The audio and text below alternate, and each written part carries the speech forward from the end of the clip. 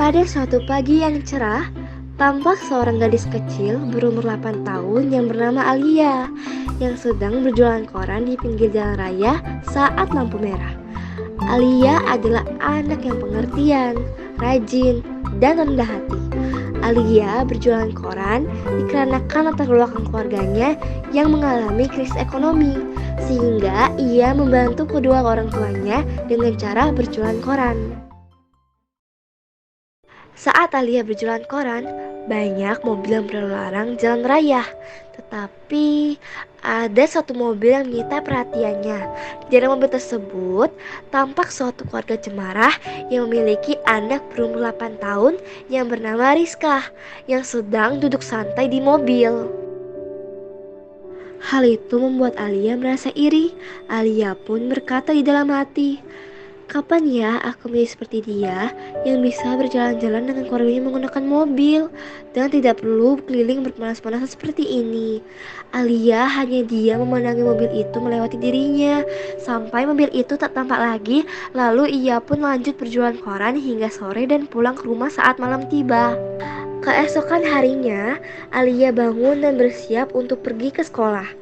Ia pergi ke sekolah berjalan kaki dan membawa koran karena sepulang sekolah ia harus berjualan koran lagi.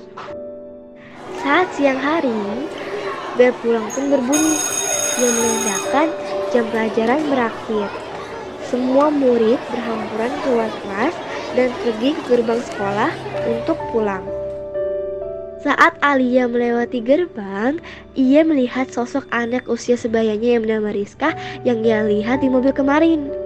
Alia melihat Rizka dijemput ibu dan ayahnya menggunakan mobil dan mendengar percakapan mereka bahwa Rizka ingin pergi ke mall sepulang sekolah yang permintaan tersebut diiyakan oleh ayah dan ibunya.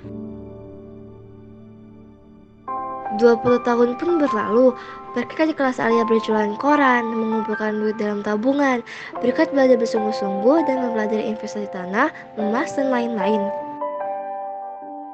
Ia mampu mendapatkan semua mimpinya seperti menaiki mobil dan juga mempunyai rumah yang layak huni. Alia juga dermawan dan sering membantu orang-orang yang kesulitan sepertinya dahulu. Amanat dalam cerita di atas adalah apa yang jauh tinggi di atas dahan pohon akan dapat dipetik dengan usaha.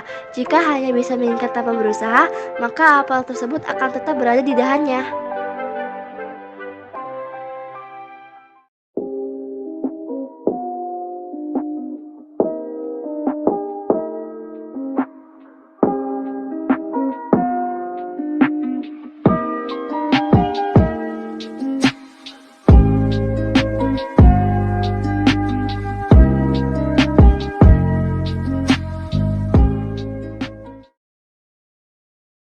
Sekian, terima kasih.